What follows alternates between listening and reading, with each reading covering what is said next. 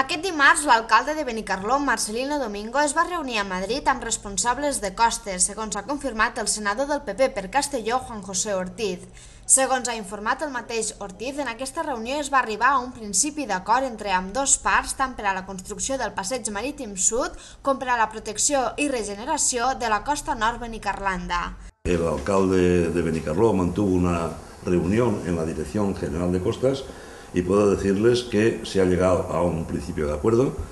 en que se va a construir el Paseo Marítimo Sur y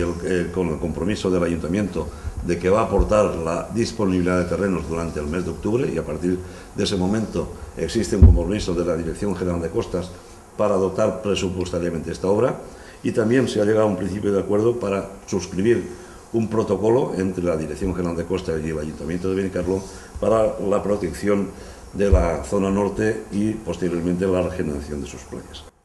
El mateix Ortiz ha informat de la presentació al Senat d'una moció per tal de demanar la millora del servei de trens entre Vinaròs i Castelló. El senador popular per Castelló també ha denunciat no haver rebut resposta a una sèrie de preguntes que va formular al juny sobre el passeig marítim de Vinaròs. Tengo también unas preguntas presentadas desde el mes de junio